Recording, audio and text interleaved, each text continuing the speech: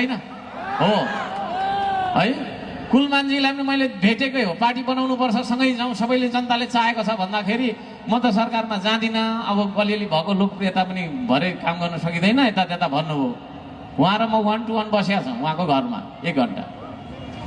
म त सरकारमा जान्न भन्नुभयो, 24 घन्टा नपुगिकन फोन पनि उठाउनु हुँदैन, 3टा मन्त्रालय पाउनु भएछ, उहाँको सेक्रेटरीले भरे 3टा मन्त्रालय हामीले त पायौँ भन्नुभयो। ओके, बधाई छ भन्ने। डोन्ट लाइ टु अस, नढाट्नुहोस् प्लिज। धरती पुत्र हो म है, रुखो बोल्छु झुटो बोल्दिनँ,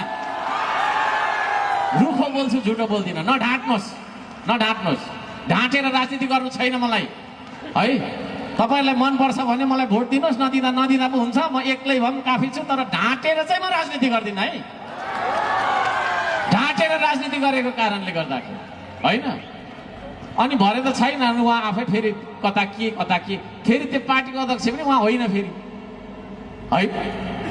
उहाँ हो त, उहाँलाई प्रयोग गरेर, खबरदार, उहाँलाई प्रयोग गरेर केही तपाईँको छैन मान्छेहरूले होइन, यो चाहिँ त्यस्तो पनि हुँदो रहेछ। फेरि यहाँ चाहिँ फल्नालाई ब्रान्ड देखाइदिने अनि तपाईँको त्यो ब्रान्डमा देखाएर आफ्नो सामान बेच्ने क्या, त्यो खालको अवसरवादीहरूलाई पनि खबरदारी गर्न चाहन्छु म।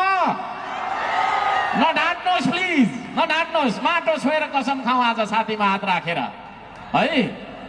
हिम्मत छ आँखामा आँखा लगाएर कुरा गरौँ। यो देशलाई बेच्न पाइँदैन, बरु हामीलाई यो बिजुलीको खम्बासम्म केही पनि चाहिँदैन, निकालेर लाँदा हुन्छ, तर यो माटो बेच्न पाइँदैन,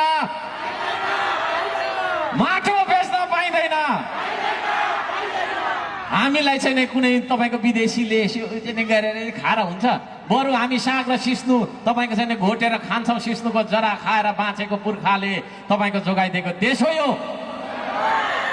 ढुङ्गाले लडेर तपाईँको छैन ढुङ्गाले अत्याधुनिक हतियारको विरुद्धमा त्यो तपाईँको छैन अङ्ग्रेज सेनाहरूसँग लडेर जोगाइदिएको देश हो कि नै यो।